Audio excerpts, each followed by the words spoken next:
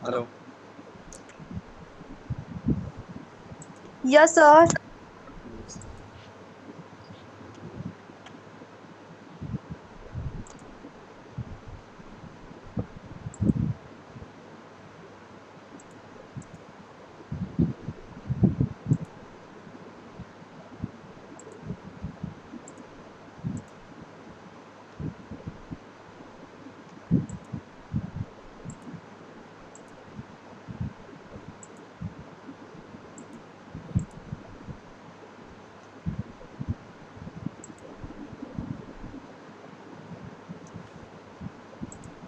देखो, आज का जो टॉपिक है हम लोगों का वो सल्फर डाइऑक्साइड के बारे में है। ये पीपीटी जो है, स्लाइड जो है, शेयर किया था मैंने। क्वेश्चन कुछ थे, पहले से भी मैंने बता रखा था कि ये सारी चीज़ें क्या क्या हैं, क्योंकि आपके पार्टिकुलेट्स मैटर में ये सारे काउंट होंगे। तो यहाँ पे देखो, यहाँ पे लिखा हुआ है कि what is oxide of sulphur. ठीक, ऑक्साइड ऑफ सल्फर क्या है? तो ऑक्साइड ऑफ सल्फर होता क्या है, कहाँ से आता है, ये तो सबको पता है कि ऑक्साइड जो है इंडस्ट्रियल एरिया जहाँ बनी हुई रहती है, और वो कई सारे गैसेस होती हैं इंडस्ट्री से जो निकलती रहती है। उसमें से भी एक ये है कि जैसे इंडस्ट्री में कौन से सेक्टर से ज़्यादा निकलती है, तो कौन से सेक्टर की अगर मैं बात करूँ तो वो तुम्हारा क्या है, जिस सेक्टर से निकलता है वो तुम्हारा पावर प्लांट हो जाता है। ठीक, अब ये पावर प्लांट के वजह से जो जो पावर प्लांट की वजह से निकलता है, उसमें भी तुम्हारे एक सल्फर की इंडेक्स बनी रहती है कि किस रेशियो तक, ठीक है, किस रेशियो तक आपका जो है वो काम करेगा और किस रेशियो तक वो आपका काम नहीं करेगा। तो ये आपको इंडेक्स पता होना चाहिए। वैसे तो इसका एक रेंज हम स्थापित कर देते हैं कि इस रेंज से इस रेंज के बीच में अगर रहेगा, जैसे यहाँ पे लिखा हुआ है माइक्रोग्राम पर क्यूबिक, ठीक है, म्यूजी पर एम क्यूब, ठीक है, पर क्यूबिक यहाँ पे लिखा हुआ है। तो इसका आपको हमेशा याद रखना होगा कि जब भी आप इसको प्रेजेंट करेंगे तो माइक्रोग्राम में ही आप इसको प्रेजेंट करेंगे। वजह क्या है कि ये एक पार्टिकुलेट्स मैटर है, ठीक है। जो पार्टिकुलेट्स मैटर मैंने बताया था कि जो आपके सिलेबस में है, वो पार्टिकुलेट्स मैटर यानी PM10 और PM2.5 है, जो कि मैंने एक नॉर्मल ह्यूमन हेयर थ्रेड लिया था। उस ह्यूमन थ्रेड के अंदर मैंने दिखाया क्या था कि आप अगर नॉर्मल ह्यूमन थ्रेड की बात कर रहे हैं तो जो उसके ऊपर ऊपर आपके जो डस्ट पार्टिकल उस पर आकर के सटल हुए रहते हैं, वो किस तरीके का वर्क होता है, और उसके बाद जो उससे अंदर या छोटे में है वो कहाँ पे आपका सटल हुआ रहेगा। तो उसी के एग्जाम्पल में हम लोग सल्फर डाइऑक्साइड एक पार्टिकुलेट्स मैटर है, जिसके वजह से बालों का झड़ना या अम्ल वर्षा होना एक उदाहरण है कि जिसके बढ़ने से ये चीज़ का हमें सामना करना पड़ेगा। लेकिन ये जितने भी पार्टिकुलेट्स मैटर हैं, इसका मतलब ये नहीं होता है कि जो मैं सोच रहा हूँ एग्जैक्टली वही चीज़ें हों। मैंने कई बार रिपीट भी किया है, इस चीज़ को ध्यान में रखें सब के सब, कि जो भी हम एज्यूम कर रहे हैं, जैसे आपके सिलेबस में क्या है, कार्बन है, कार्बन मोनोऑक्साइड है, सल्फर डाइऑक्साइड है, CFC है, ग्लोबल वार्मिंग है। तो जो आप गैस पढ़ रहे हैं, इसका मतलब ये नहीं कि केवल वही है भाई। वातावरण है, एटमॉस्फेयर है, क्लाइमेट भी है। उसके बाद एरिया की अगर स्पेशलाइजेशन की बात करें तो आपका देखोगे क्या कि एरिया स्पेशलाइजेशन में कि वो इंडस्ट्रियल एरिया है या नॉर्मल सिटीजनशिप है। अब सिटीजनशिप है तो उसमें भी ये काउंट करोगे कि विकसित है या विकासशील है। वहाँ पे नंबर ऑफ व्हीकल्स के टर्म क्या है। तो हम एक एजप्शन लेकर के चलते हैं, एक एज्यूम भी कर लेते हैं कि हाँ, अपने नॉलेज के थ्रू कि ये चीज़ें हो रही हैं और इस चीज़ का खोज हो चुका है, तो इस तरीके की घटनाएं हो सकती हैं या इस तरीके से बढ़ती हैं। एग्जैक्टली इसका कोई पैरामीटर नहीं होता है। क्लियर? तो उसी हिसाब से हम लोग इन सभी चीज़ों को ले करके चलते हैं। अब क्या है कि अगर इसकी बात करें, सल्फर डाइऑक्साइड की अगर बात करें या सल्फर ऑक्साइड्स की बात करें, तो उसमें जो होते हैं ऑक्सीजन के मॉलिक्यूल्स होते हैं जो कि इसके साथ मिले हुए रहते हैं।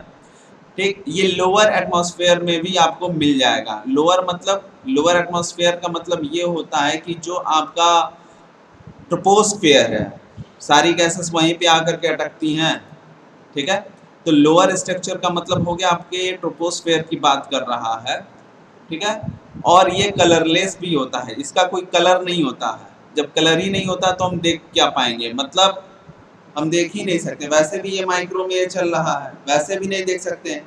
अगर वो कई सारे छोटे छोटे पार्टिकल्स एक जगह इकट्ठा होते हैं तो उनके कुछ कलर होते हैं तो वो दिख जाते हैं, लेकिन इस केस में सल्फर ऑक्साइड्स के केस में ऐसी चीजें नहीं होती है, ठीक।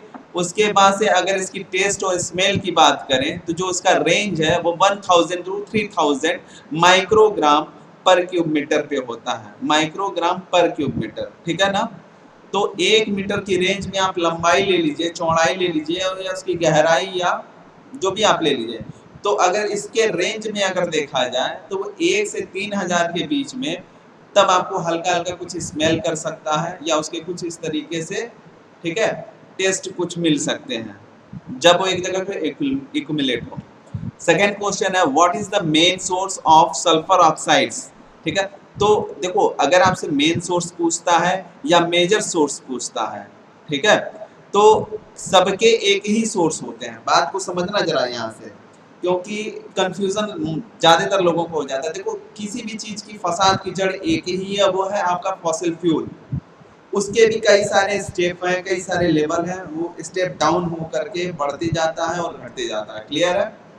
तो अगर मेजर सोर्स की बात करो तो तुम फॉसिल फ्यूल की भी बात कर सकते हो, क्योंकि हम एनर्जी के रूप में उसको यूज करते हैं, क्लियर।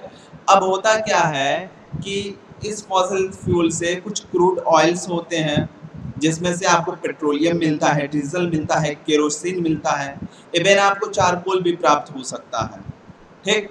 फिर देखोगे क्या कि जो इंडस्ट्रिया एरिया होती है, मतलब इंडस्ट्रियल एरिया जो होती है, उसके अंदर आप अगर एंट्री करोगे तो इंडस्ट्री एरिया तो बहुत बड़ा एरिया हो गया। अब क्या है कि वो पावर ग्रिड है या पावर प्लांट है, ठीक है, या कॉलेजियस है, या कहीं का हॉस्पिटैलिटी है, या प्रोडक्शन यूनिट है, ठीक है।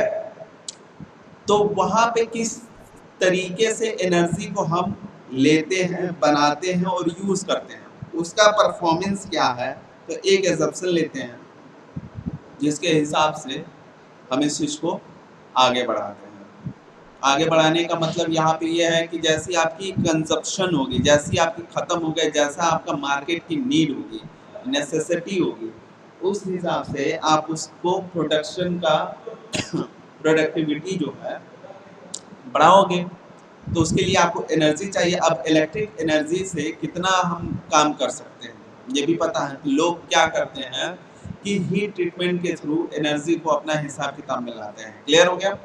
तो मेन वजह तो आपके फॉसिल फ्यूल है। सेकंड थिंग अगर ये है तो सेकंड थिंग अगर आप देखोगे तो क्या कि जो हम पावर के रूप में यूज करते हैं एनर्जी ट्रांसफॉर्मेशन, वो हो गया। अब यहाँ पे लिखा है how are sulphur oxide formed, ठीक है ना। अब इसमें क्या है कि फॉर्म के बारे में बात कर रहा है। तो फॉर्म की अगर बात कर रहा है, जो भी इसके फॉर्मेशन होंगे, जैसे सल्फर जो है बाकी चीजों से रिएक्शन करने के बाद सल्फ्यूरिक एसिड में बदल जाता है। अब इसमें ये देखा जाता है कि कंसंट्रेशन पार्ट कितना है और बेस पार्ट कितना है। ये भी देखा जाएगा कि सैचुरेटेड है या अनसैचुरेटेड है। जैसा कि मैंने इसके पिछले पीपीटी में मैं बता रहा था कि बेंजीन के फॉर्म में क्लोज और ओपन का क्या हिसाब किताब होता है। उसके अंदर सैचुरेटेड आ गया, अनसैचुरेटेड आ गया। फिर उसके अंदर बॉन्डिंग देखते हैं, क्या इसकी बॉन्डिंग है, क्या रेट ऑफ रिएक्शन है, क्लियर है ना। ये सारी चीजें जो हैं हम लोग देखते हैं। तो आप यहाँ पे अपने अनुसार जो भी आपका रहे वो आप लिख सकते हो कि किस तरीके से ये फॉर्म करता है सल्फर ऑक्साइड, ठीक है। सल्फर ऑक्साइड देखो SO हो गया, X मतलब यहाँ पे ये जो X लिखा हुआ है SOX, ये जो X लिखा हुआ है कितने नंबर ऑफ टर्म्स में ये ले सकता है और कितने आप नंबर टर्म्स में अपने आप को ये बढ़ा सकता है, किससे रिएक्शन कर सकता है, किससे रिएक्शन नहीं कर सकता है, डिपेंड अपॉन दिस एलिमेंट, ठीक है, वो किस तरीके से किसी के साथ डिसॉल्व हो सकता है।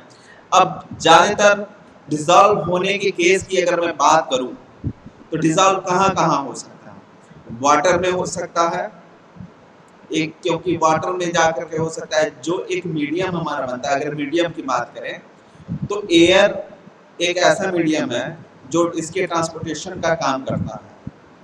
बाकी सल्ट पे चपक जाना, हेयर थ्रेड में लग जाना, या किसी वाटर सोल्यूशन या नॉर्मल वाटर के साथ मिल जाना, डिसॉल्व हो जाना, ठीक है। तो ये एटमॉस्फेयर में वेरियस टाइप ऑफ थिंग्स हैं जिसके साथ ये रिएक्शन करके अपने आप को फॉर्म कर सकता है, ठीक है, सल्फ्यूरिक बन सकता है। क्लियर हो गई। अब देखो इस क्वेश्चन की बात कर रहे हैं, what are the effects of oxides of sulphur, क्या इसका प्रभाव होगा, ठीक है ना, या होता है। तो देखो किसी भी चीज का अचानक से कोई प्रभाव नहीं पड़ता है, वो मैंने बताया है शुरू से कि दो सर्विसेज होती हैं, एक फास्ट सर्विसेज होती है एंड एक स्लो सर्विस होती है, जिसमें भी दो चीजें आपको और मिल जाती हैं कि वो प्राइमरी पॉल्यूटेंट्स है या सेकेंडरी पॉल्यूटेंट्स है, ठीक है। ये जिस ऑक्साइड के बारे में हम पढ़ रहे हैं वो सेकेंडरी पॉल्यूटेंट्स का एक पार्ट है, तो आपको पता होना चाहिए कि वो प्राइमरी पॉल्यूटेंट है या सेकेंडरी पॉल्यूटेंट है, राइट। तो इसमें होता क्या है, जैसे कि आप ऑक्साइड्स की अगर आप बात करें तो ऑक्साइड्स आपको कई सारे मिल जाएंगे। आपके सिलेबस में सल्फर है, तो सल्फर के निकलने का वजह तो आपको पता है कि हाँ इंडस्ट्रियल एरिया हो गई, फॉसिल फ्यूल का जलना हो गया, या क्रूड ऑयल का बनना हो गया, एक्सेट्रा एक्सेट्रा, और फॉर्म्ड दिन पे दिन होते जा रहा है, जिसके वजह से एसिड रेन होगा, अगर नहीं होता है तो स्किन डिजीज होगा। हम इसको कंट्रोल नहीं कर सकते हैं, कम किया जा सकता है बायलॉज के थ्रू, ठीक। लेकिन ये जिस तरीके से बढ़ रहा है, जिस तरीके से रेटिंग इसकी बढ़ रही है, जो कि हम मान के चल रहे हैं, जिस एलिमेंट के बारे में हम जान रहे हैं उसको हम सेकेंडरी में रखे हैं, वजह कि ये अचानक से रिएक्शन कर जाता है किसी भी लिविंग थिंग्स, किसी भी नॉन लिविंग थिंग्स, मैटर या पार्टिकल्स के साथ। मैटर्स मतलब सॉलिड लिक्विड गैस, ठीक है।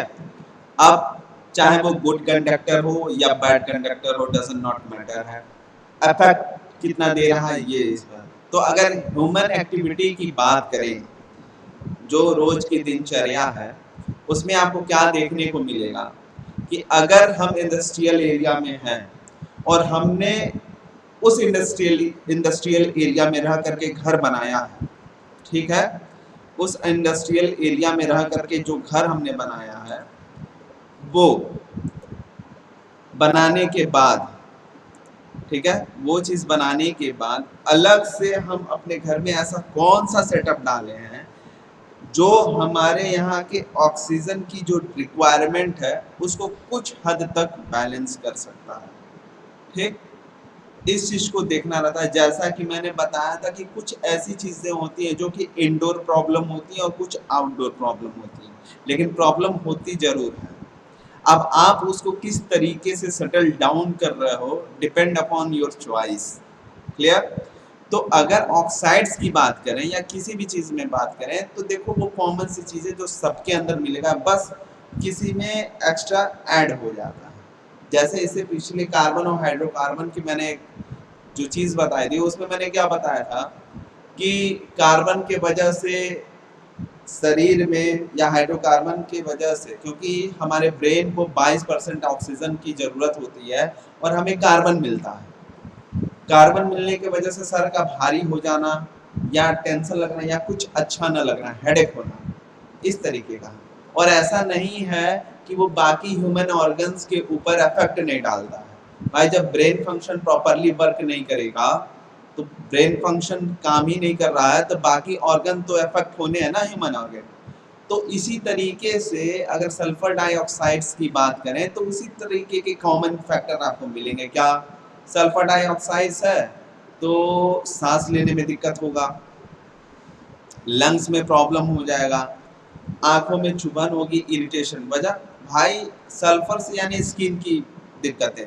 तो जितना भी स्किन से जुड़ी हुई आपके ऊपर ऊपरी सतह है उससे आपको अफेक्ट डालेगा, क्लियर। अब ये अचानक से हो सकता है, किसी को भी हो सकता है, इसका कोई वो नहीं है।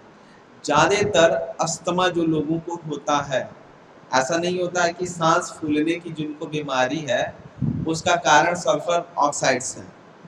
कुछ जेनेटिक आती हैं और कुछ जो है माहौल का फर्क होता है। हो सकता हो कि वह बंदा या बंदी छोटे छोटे सांस लेते हो। जैसे क्या है, आज के डेट में हम लोग जो ब्रीदिंग करते हैं, जो सांस लेने की प्रक्रिया है, छोटा छोटा सांस लेते हैं, जबकि ऐसा नहीं होता है। हम लोग लंबा सांस लेते हैं और लंबा सांस छोड़ते हैं, लेकिन उस तरीके की हमारे बॉडी को ऑक्सीजन जो रिक्वायरमेंट है वो कंप्लीट नहीं हो पा रही है, जिसकी वजह से छोटे छोटे सांस चलते हैं। तो उसका भी कारण हो सकता है अस्थमा, दूसरा ये सल्फर और बाकी के ऑक्साइड्स एलिमेंट्स। ठीक, अब बात करते हैं वाई आर इस क्वेश्चन की। ठीक है, जो लिखा हुआ why are sulphur oxides bad, इसमें कुछ कहने वाली बात नहीं है, सबको पता है, सब अपने हिसाब से लिख सकते हो क्यों ये बुरा है। ठीक है, गुड तो कोई, देखो ऑक्साइड्स है हमारे एटमॉस्फेयर में है, सभी चीज़ों का होना बहुत अच्छी बात है, लेकिन एक लिमिट में, क्योंकि बिना किसी के वजूद के बिना कोई चीज़ संभव नहीं है। होना जरूरी है, लेकिन अगर इसकी खुद ही अपने आप को ये बढ़ रहा तो खुद ही बैलेंस करेगा। लेकिन हम लोग ऐसा है कि हम लोग अपने कंफर्ट जोन को बढ़ाने के लिए एक्सपेरिमेंट करते रहते हैं बिना सोचे बिना समझे। हाँ, ये चीज़ बनाना है और इसके पीछे क्या जाएगा ये नहीं सोचते कभी। तो ये सारी दिक्कतें होती हैं। और बैड क्यों है, इसका सबसे बड़ा मुख्य कारण है कि सल्फर ऑक्साइड वाटर से तेजी से रिएक्शन करता है, जो कि सल्फ्यूरिक एसिड बनाता है। थिंक अबाउट दैट कि अगर आप सल्फ्यूरिक एसिड को एक किसी बेसिन या किसी बॉल में आप रख करके या कैंडल या स्प्रिट लैंप के नीचे आप रखो, और सल्फ्यूरिक एसिड अगर वो कंसंट्रेशन है डाइल्यूट है डजंट नॉट मैटर, बस आप उसको रखो, उसके जो गैस के फॉर्म है, जो वेपराइजेशन हो रहा है उस सल्फ्यूरिक एसिड का, वो किसी नोजल के थ्रू बाईपास होकर के किसी एक जगह आकर के इकट्ठा अगर हो रहा है तो उसका जो कंसंट्रेशन है वो बढ़ जाता है, उसका जो कंसंट्रेशन पार्ट है वो बढ़ जाता है। बढ़ने के वजह से वो एसिड की जो रैंक या पीएच वैल्यू होती है वो बढ़ जाती है और शरीर को हार्म करता है, या किसी भी नॉन लिविंग मैटर पर अगर पड़ता है तो उसको जला देता है। ठीक है, उदाहरण के लिए अगर मैं किसी सॉल्यूशन या फेविकोल की बात करूं और ये जो नॉर्मल थर्माकोल है अगर उसके ऊपर गिरा दो तो वो उसको क्या करता है, खदड़ देता है, छेद देता है। ठीक है, तो ये सारी चीजें होती हैं जो आपको समझना होगा और बाकी चीजों को देखना होगा। क्लियर हो गई? तो इसमें कुछ बड़ी चीजें नहीं है, वो सारी चीजें आपको उतना ही समझ में आएगा जितना कि पहले का है, बस ऐड ऑन होते जाएगा, बाकी आप जो भी लिख सकते हो। जैसा कि इसमें लिखा हुआ है कि when dissolved by water vapor to form acid, it can again have adverse effect on the respiratory systems of human and animals, and it can cause damage the vegetation। जाहिर सी बात है, जब बारिश इस कदर होगी तो जितना भी वेजिटेशन चीजें होंगी वो भी डैमेज करेंगे, एंड बिल्डिंग मटेरियल्स भी अफेक्ट होगा, एंड कंट्रीब्यूट द, ये सारी चीजें जो आपको दिख रहा ना, एक इकोसिस्टम की जो चैन होती है उसको अफेक्ट कर डालेगी। क्लियर हो गए? आगे बढ़ते हैं इस क्वेश्चन पे। What are the effects of sulphur dioxide on human body? जाहिर सी बात, ह्यूमन बॉडी, अब यहाँ पे एक चीज ध्यान रखिएगा, एक सल्फर ऑक्साइड्स होता है और एक सल्फर डाइऑक्साइड्स होता है। सल्फर ऑक्साइड्स, ठीक है, पहला क्वेश्चन, इसीलिए मैंने कंफ्यूजन मैंने दूर कर दिया, ध्यान से समझना। आपके में है सल्फर ऑक्साइड्स भी आ सकता है, सल्फर डाइऑक्साइड्स भी आ सकता है। मैं डाई को क्यों टॉपिक में डाला हूँ, उसका कारण यह है कि ताकि आपके माइंड में एक सेट रहे, आप हमेशा एक एग्जांपल दे सको। सल्फर ऑक्साइड्स के बारे में अगर बात किया जाए तो केवल SOX होगा। ठीक है, तो SOX के जगह पे अगर 2 हो गया तो सल्फर डाइऑक्साइड है। ठीक है, 3 हो गया, ठीक है, अब ये 3 हो गया, ऐसे 4 हो गया, बाकी की चीजों में बता था। तो ऐसे ये ऑक्साइड्स की जो लेवल है 2 है तो डाई हो गया, 3 हो गया ट्राई हो गया, इस तरीके से बढ़ते जाएंगे। तो डोंट बी कंफ्यूज, ठीक है, इसको क्लैरिफिकेशन अपने माइंड में रखे रहना। ये जरूरी नहीं है कि ये सल्फर के टर्म्स में है, ठीक है, कार्बन के भी टर्म्स में है। अगर कार्बन है तो ये क्या है, कार्बन ऑक्साइड्स हो जाएगा, और यहाँ पे कार्बन मोनोऑक्साइड्स हो जाएगा, और यहाँ पे अगर 2 ऑक्सीजन मिल गए तो कार्बन डाइऑक्साइड होगा। यानी ये क्या है, मोनोऑक्साइड्स है, और ये क्या है, डाइऑक्साइड्स है। तो इसके चक्कर में आप लोग कंफ्यूज मत हो जाना कि ये चीज ऐसे, ये चीज ऐसे है। क्लियर। अब आगे बढ़ते हैं अपने इस क्वेश्चन पे। What are the effects of sulphur dioxide on human body. ठीक है, ह्यूमन बॉडी को लेकर के बात चल रही है कि अब डाई यानी SO2 की बात हो रही है, डाइऑक्साइड्स, ठीक। तो सल्फर डाइऑक्साइड्स के वजह से सीधी सी बात है क्या होगा कि स्किन डिजीज होगा, ठीक है, गले नाक, मतलब गले में, नाक में, ठीक है, कान में, आंखों में, लंग्स में अफेक्ट होगा, छींक होगा, खांसी आएगी, ठीक है, ये सारे अफेक्ट होगा जो कि ह्यूमन बॉडी जो है पहले इसके संपर्क में आने के बाद अगर उसका प्लेटलेट्स या WBC कम है तो अफेक्ट हो जाएगा, ठीक है। तो बाकी आप अपने चीज़ों से लिख सकते हैं, आपको भी पता है प्राइमरी पॉल्यूटेंट है या सेकेंडरी पॉल्यूटेंट है। अगले नेक्स्ट क्वेश्चन पे आते हैं। How does sulphur dioxide affects animal. अब बात तो की इसने ह्यूमन बॉडी पे, अब बात कर रहा है एनिमल्स के ऊपर, ठीक। तो एनिमल्स के ऊपर की अगर हम बात करें तो इकोसिस्टम का एक लेवल होता है। अगर हम बात करें तो सब हम लोग क्या पढ़ते हैं इन्वायरमेंट में, इकोसिस्टम। इकोसिस्टम के अंदर आपको क्या देखने को मिलता है, आपको ये देखने को मिलता है कि एक जीवधारी दूसरे जीवधारी के ऊपर परस्पर रूप से डिपेंड होता है, ठीक है, मतलब फुल्ली डिपेंड होता है। कोई भी आज के डेट में अगर इस पृथ्वी पर या इस दुनिया में एग्जिस्ट कर रहा है तो लोग कहते हैं कि मैं डिपेंडेबल नहीं हूँ, तो वो उसकी गलतफहमी है। सब के सब डिपेंडेबल होते हैं, चाहे अगर आप एग्जांपल ले लो इकोनॉमिकल स्टेज पे ले लो और या खाने पीने से ले लो। वजह क्योंकि हमें एनर्जी चाहिए, हमारी बॉडी कुछ इस तरीके से है कि स्वाद के लिए आदमी नहीं खाता है, एनर्जी के लिए खाता है। हाँ, बस वो टेस्ट ढूंढता है, वो बात अलग है, वो ब्रेन ढूंढता है, शरीर नहीं। शरीर को चलने के लिए एनर्जी की जरूरत है, उसी प्रकार से जैसे गाड़ी को चलने के लिए ईंधन की जरूरत है। क्लियर। तो यहाँ पे जो बात हो रहा है एनिमल्स के लिए, तो एक इकोसिस्टम लेवल होती है कि पेड़ की अगर बात करें तो पेड़ अपना भोजन प्राप्त करता है सूर्य की किरणें से, जो कि कॉस्मिक रे ओजोन से फिल्टर होने के बाद आती है। कुछ रेज हमारे अर्थ सरफेस पे आ जाती है पेनिट्रेट करके, कुछ पूरी आ जाती है, कुछ जो है रिफ्लेक्ट कर जाती है, राइट। तो वो जो भी आता है, जो भी हमारे यहाँ के प्लांट्स हैं, ट्री हैं, ठीक है, वो क्या करता है, अपना भोजन सूर्य की किरणें से फोटोसिंथेसिस के थ्रू बना लेता है, ठीक। अब जो आदमी है, जो भी मतलब ह्यूमंस हैं, कुछ होते हैं नॉन वेजिटेरियन, कुछ होते हैं वेजिटेरियन, कुछ होते हैं मिक्स। तो क्या होता है कि ये भी लोग डिपेंड है। पेड़ का क्या है, उसकी एक अलग साइकिल है, ह्यूमंस का एक अलग साइकिल्स है, हर एक लिविंग थिंग्स का अलग एक साइकिल है, और वो डिपेंड रहता है लिविंग थिंग्स के ऊपर एंड नॉन लिविंग थिंग्स के ऊपर, कंफर्ट जोन और एनर्जी जोन को लेकर के।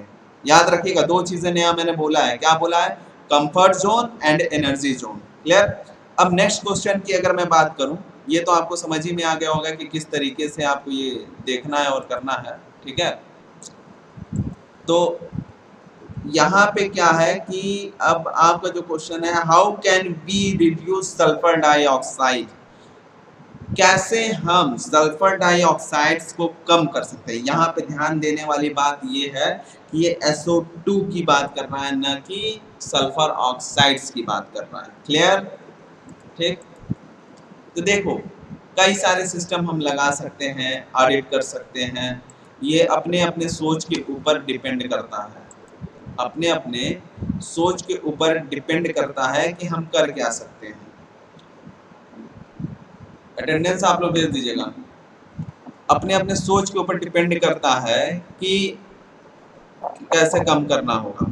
तो सबसे पहली बात हमें ये जानना होगा कि कितने संख्या में, देखो कम नहीं कर सकते, एनालिसिस किया जा सकता है, रोका नहीं जा सकता है, हल्का सा उसकी रेटिंग को प्रभाव डाला जा सकता है, क्योंकि ये सारी चीजें अज्यूम की जाती हैं। लेट बी अज्यूम कि अगर ये चीजें हैं तो ये चीज हो रही होगी, हो रहा है ऐसा संभव नहीं है, लेकिन होती है। देखो कितना कॉन्फिडेंशियल हमारा रिकॉर्ड है। तो होता क्या है, आपको ये सर्वे रिपोर्ट तैयार करना होगा कि एक इंडस्ट्रियल एरिया में कितने तरह के घर हैं, उस घर का फ्लोर एरिया रेशियो में क्या क्या रखा गया है, पूरा पूरा स्पेस ऑक्युपाई करके बना हुआ है, इंडोर के लिए कुछ अलग से ऑक्सीजन प्रोवाइड है कि नहीं है, ये सारी चीजें। दूसरा हम लोग क्या सोचते हैं, दूसरा ये हम लोग सोचते हैं कि जब भी हम कोई चीज करते हैं हमारे मन में क्या आता है कि हमें कम करना है, तो इस चीज को बंद कर देते हैं या ये चीज लगा देंगे कम हो जाएगा। ये कोई एक खास वजह नहीं है कि इसके वजह से हो सकता है और रुक भी जाए, क्योंकि ऑलरेडी कर चुका है। अब एनर्जी को आपको चाहिए ही चाहिए। अब मेथड यूज करो या कोई कैलकुलेशन लगाओ या फॉसिल फ्यूल को न जला के इलेक्ट्रिक वाली लो या सोलर पैनल से लो, लेकिन जिस अमाउंट में तुम्हारी जरूरत है वो अमाउंट में फिर वो कंप्लीट नहीं हो पाएगी। क्या होता है कि ज्यादातर लोग कर ही लेते हैं, कहते हैं कि चलो पैसा तो आ रहा ना। तो वही सारी चीजें हैं कि कैसे कम किया जा सकता है। ये मोटे तौर पे कहानी के तौर पर जो मैं बता रहा हूँ, तुम कुछ भी लिख सकते हो। जैसे रिड्यूसिंग करने के लिए क्या है कि हम साइलेंसर का यूज कर सकते हैं। जो भी पावर प्लांट या ग्रिड प्लांट है, जो भी धुआं निकला वहाँ पे हमने बड़े साइलेंसर्स लगाने चाहिए ताकि एयर को फिल्टर कर सके। अगेन अगर वो गैस हमारा जा रहा है, ठीक है, ये मेरी थिंक है, ऐसा होता तो नहीं है कहीं, ठीक है, कि अगर वो गैस किसी चैम्बर से निकल रहा है तो वाटर जार के थ्रू वो गैस कहीं और पास हो और पानी में मिल जाए। पानी में मिलने के बाद उस तरह का एसिड हमारे पास तैयार हो जाएगा, जो काफी अगर कंसंट्रेशन बढ़ गया तो प्लास्टिक को गलाने में काम आ सकता है। कई तरीके की चीजें हैं, ठीक है, लेकिन इसमें ये भी देखना रहता है कि अगर पानी के साथ मिला रहे हैं तो किसी एलिमेंट से रिएक्शन करवाएं जरूर। ऐसा ना हो कि नदी नाले में भेज दें और स्वाहा कर दें और बाकी चीजें इफेक्ट हो जाए, तो पीने के लिए पानी भी नहीं होगा, क्योंकि पीने के लिए पानी 1 से लगा करके 2% के बीच ही में होता है जो पानी पीने वाला है। पूरे अर्थ सरफेस की बात मैं कर रहा हूँ, ठीक। तो यही सारी चीजें हैं जो तुम लगा सकते हो, ये तुम्हारी सोच है। इसमें जो लिखा हुआ है, ठीक है, इसमें यही लिखा हुआ है कि अगर जो भी हम कोयला जलाते हैं पावर प्लांट के लिए, यहाँ पे देखो पावर प्लांट के लिए जो भी कोयला या जो भी जलाते हैं उसको ना जलाएं, अपने आप वो क्या करेगा, सल्फर कम कर देगा। ये बताओ आज के इस गर्मी के इस माहौल में कौन ज्यादा कोयला जलाता है, ठीक है। अब तो कोयला को पत्थर वाले वो जो रहते हैं उसको गला देते हैं, गला करके रख देते हैं ताकि लंबा चले। पत्थर वाला कोयला, देखो यहाँ पे भी कोयला की बात कर रहा है, ठीक है। अब लकड़ी का कोयला है कि पत्थर का कोयला है, ये मैटर है। पत्थर का कोयला है तो कौन सा कोयला है, एक्चुअली बात ये होती है कि जो हमारे पास रॉक्स होते हैं, आज चलो ये भी तुम्हारा क्लियर कर दे रहा हूँ डाउट, कि जो हमारे पास रॉक्स होते हैं वो जल्दी जलते नहीं है, और अगर जलना चालू हो गए तो बहुत लंबे समय तक चलते हैं। उनके अंदर, जैसे फिजिक्स में पढ़ते हो तापमान के बारे में, तो एक होता है स्थिर तापमान। स्थिर तापमान उस तापमान को कहते हैं कि जब वो लिक्विड अपने अंदर उस तापमान का एवरेज तापमान स्टोर कर लेता है, फिर वो चाहे स्टोव को या उस बर्नल को जलाओ या उस बर्नल को न जलाओ, वो उसके पास कुछ समय तक उतनी ही हीट रहेगी जितनी की पहले है। याद रखना, हीट और टेम्परेचर में बहुत अंतर होता है, ठीक। अब क्या होता है कि कूल जो होता है, मतलब जो कोल होता है, उसमें क्या है कि वो अपने आप के अंदर तापमान को, ठीक है, रोक लेता है, जो कि लॉन्ग ड्यूरेबिलिटी देता है, लॉन्ग ड्यूरेशन तक चलता है, इसलिए हम लोग जलाते हैं। तो इसीलिए द मेजर, अगर मेजर प्रॉब्लम की बात करें तो इस लिए इसमें दिखा रहा, और इसी की वजह से जो पावर प्लांट होते हैं उसमें ये ज़्यादा होता है। अब अगर हमारे पास बचा हुआ है 4 मिनट, ठीक है, यहाँ पे जो क्वेश्चन है, what is the source of oxides of sulphur. Major source की बात कर रहा, जब भी मेजर सोर्स आए या मेन सोर्स आए, आंख बंद करके लगाना है क्या, फॉसिल फ्यूल, बिना कुछ सोचे, किसी का भी पूछे, सबसे बड़ा कारण तो फॉसिल फ्यूल है। फॉसिल फ्यूल का मतलब जीवाश्म एक तरह का, पृथ्वी का सतह के नीचे करोड़ों सालों से जो दबे हुए हैं, वो जो एक ऑयल निकलता है, उसी को हम जीवों के अंश से, करोड़ों वर्ष से जो दबे हुए हैं पृथ्वी के भूगर्भ के अंदर, जीवों का वह अंश जो हमारे एनर्जी के काम आता है, उसी को हम जीवाश्म कहते हैं। क्लियर हो गया? वही हमारा होता है फॉसिल फ्यूल, जो कि फिल्टर करने के बाद होता है। उसका एक रूप होता है मेजर, क्या है, देखो वॉल्केनोज हमारे यहाँ बहुत है, तो ये नेचर द्वारा मैनमेड है। वॉल्केनो से ये नहीं मैं कह रहा हूँ कि होता नहीं, होता है, लेकिन उसको नेचर भी मैनेज कर देता है। लेकिन जब हम डिफॉरेस्टिंग करेंगे तो क्या होगा? डिफॉरेस्टिंग क्या होता है, किसी भी जगह के पेड़ पौधों को काट देना, उस जगह से निकाल करके फेंक देना, और उस जगह पे रहने के योग्य खुद को बना लेना, या उसके लकड़ियों को दरवाजा, विंडो या किसी अन्य अपने कंफर्ट जोन को एक्स्ट्रा कंफर्ट जोन में ले जाने के लिए यूज कर लेना, ये डिफॉरेस्टिंग कहलाता है। ठीक है, इस चीज को ध्यान में रखिएगा। अगर डिफॉरेस्टिंग ना होता तो ये जो आपको अकाउंटिंग फॉर 35 से 65% सल्फर डाइऑक्साइड की जो इमिशन हो रही है, जो कि नेचर वॉल्केनोस के थ्रू है, ज्वालामुखी के थ्रू, वो होता ही नहीं। जैसे कि आज से कुछ साल पहले की बात है, अमेज़न का जो जंगल था, वहाँ पे ये कांड हुआ था। अमेज़न के जंगलों में तो हमेशा कांड होता रहता है, और अब इस बार तो अपने यहाँ भी कांड हो गया, हिमाचल प्रदेश में। ठीक है, बताओ, इतने सारे, मतलब मुझे समझ नहीं आता है कि डिफॉरेस्टिंग तो चलो समझ में आ गया, एक क्वेश्चन तुम ही लोगों में है कि फॉरेस्ट बर्निंग है क्या? फॉरेस्ट बर्निंग में क्या होता है कि अपने आप जंगल में आग लग जाती है। अब इसका कोई सोल्यूशन नहीं देता, कहते हैं क्या कि धूप की रेस पड़, मतलब सन रेस पड़ रही थी, पत्ते सूखे हुए थे और वो जल गया, और वो जला तो सब जल गया। तो भाई, जो सूखे हुए चीज है तो वो नीचे नीचे जलने चाहिए ना, हरी चीज कैसे जलेगी? और हरा अगर पकड़ लिया तो हरा पकड़ते ही जाएगा, सब एक कहीं तो कट मार्क होता है। ठीक है, तो मेरे हिसाब से तो ये लगता है, जो मेरी सोच है, ऐसा संभव है, पर ज्यादा लंबे एरिया के लिए संभव नहीं है। और ये हो कैसे जाता है ये तो मुझे भी नहीं पता, जो कहना है एकदम साफ। अब हो सकता हो कि उस भूमि को बंजर बना करके, घोषित करके जो करना चाहे वो करें। ठीक है, तो वो मैटर एक अलग हो जाता है। अब सोचो जो जल जाता है, ठीक है, वहां पे क्या होगा? कार्बन की मात्रा बढ़ जाएगी, जाहिर सी बात है, कार्बन की मात्रा बढ़ जाएगी तो फिर कुछ होने जाने वाला तो है नहीं वहां पे, क्योंकि अस्तित्व का अंत ही कार्बन है, ये मान के चलो, अस्तित्व का अंत कार्बन है। आपको कार्बन हर चीज में है, चाहे वो लिविंग हो या नॉन लिविंग हो। अगर पूरी तरीके से कार्बन हो जाएगा तो फिर खत्म, क्योंकि देखो, मैटर होता है, और हम लोग बहुत पहले से पढ़ते हैं नॉन मैटर, लेकिन आज वो नॉन मैटर खत्म हो गया। नॉन मैटर को हम लोग जानते हैं एंटी मैटर। ठीक, तो हर एक दूसरे का पूरक होता है। आज चलो इसी का एक पूरक मैं बता दे रहा हूँ कि जैसे हम लोग विलोम पढ़ते हैं, कोई विलोम शब्द होता ही नहीं है, हम लोग गलत पढ़ते हैं, वो पूरक है। अगर दिन है तो रात है, ठीक है, माता है तो पिता है, शेर है तो शेरनी है, तो एक दूसरे के पूरक है। लेकिन हम लोग को पढ़ाया क्या जाता है कि यही पढ़ाया जाता है कि उसके विलोम है। विलोम नहीं होता है, उसका पूरक होता है, उसके बिना उसका अस्तित्व नहीं, उसके बिना एक युग्म है, बॉन्ड है वो।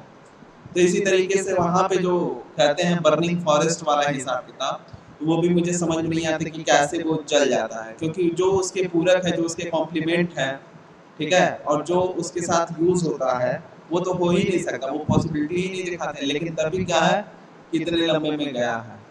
ठीक है, तो ऐसा पॉसिबिलिटी तो नहीं है, लेकिन जो भी होता हो, ठीक, अटेंडेंस भेज देना तुम लोग। अब क्या है, अगले क्वेश्चन की अगर मैं बात करूं, अगर कुछ ना समझ में आएगा तो पूछ लेना।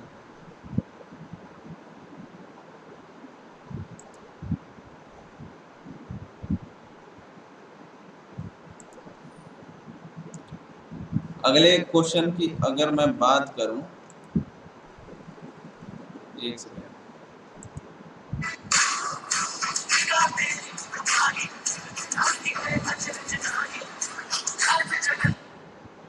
हेलो, क्लास में है, क्लास में है, वो ले रहे हैं, बताओ।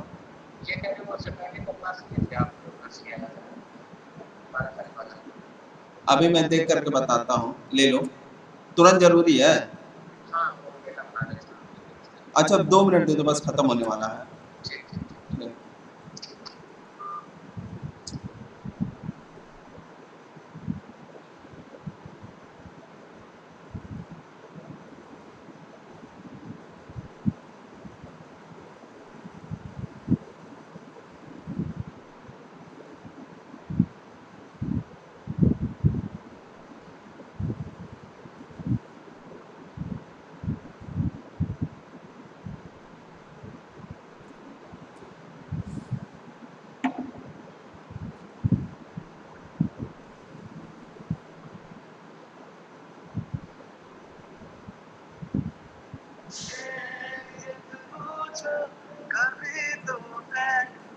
कह रहे हैं ये पिछला संडे पूछ रहे हैं या इसके पिछले का पिछला? 12 तारीख सैटरडे।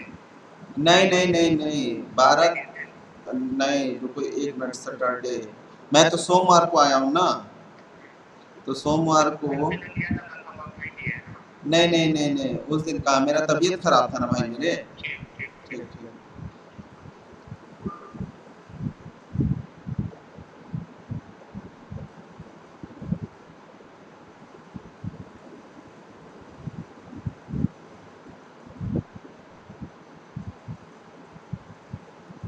तो मैं ये आपको कह रहा था, तो वॉल्केनोस की जो बात कर रहा हूँ वो इसी तरीके से होती है। अब होता क्या है इसमें कि मैं भूल गया जो समझा रहा था, खैर अगले वाले क्वेश्चन पे आते हैं। What is the main source of sulphur oxide? देखो यहाँ पे फिर से मेन, देखो यहाँ पे आया सोर्स, यहाँ पे आया मेन सोर्स, इसके पीछे वाले में भी मैंने लगाया था सोर्स के बारे में, ठीक है, ये मेन सोर्स, ठीक है। यहाँ पे देखो, यहाँ पे आंसर पढ़ना, containing important chemistry and health से रिलेटेड है, यहाँ पे भी सेम क्वेश्चन है, ठीक है।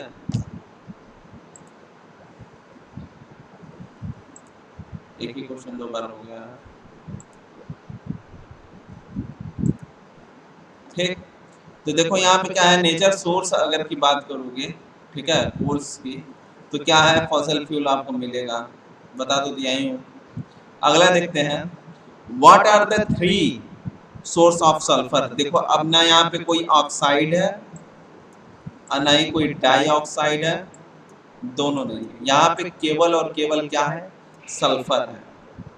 सल्फर की बात करें, electric power plant that burn fossil fuel containing sulphur, clear, smelting on mineral ores, burning of sulfurs containing fuels by locomotives, ships and large equipment, source of gas processing, oil stand production। ये तो 3 है, लेकिन और भी हैं। अब आप किस लेवल तक आप सोच सकते हो वो डिपेंड कर रहा है। ये तो एक्सप्लेनेशन, अब इसके अंदर भी आपको एक एक करके एक्सप्लेन कर सकते हो। एक टॉपिक पे अगर लिखना चाहो ना, electric power plant that burn the fossil fuel and containing sulphur, then do you think about that matter? वहां पे आपको ये चीज जानने को मिलेगा कि आप इलेक्ट्रिक को बनाने के लिए जो आप सेपरेशन कर रहे हो या जो सेपरेट कर रहे हो, किस हद तक कर रहे हो और कहां तक कर रहे हो, जब वो जानोगे तो बहुत गड़बड़ हो जाएगा, कहोगे भाई इसको तो फेल कर देना चाहिए। प्लस गाड़ी जो चला रहे हो, शिफ्ट चला रहे हो, या बड़े बड़े बड़े आपके मशीन हैं, वो भी आपको दिक्कत करेगा।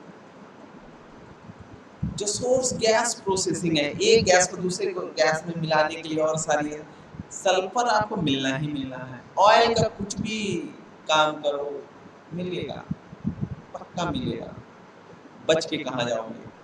कई सारी चीजें हैं जो कि आपको समझना होता है, यही सारे फैक्टर हैं जो कि आप सोचें और समझें तब जाकर के करेंगे तो होगा। तो फिर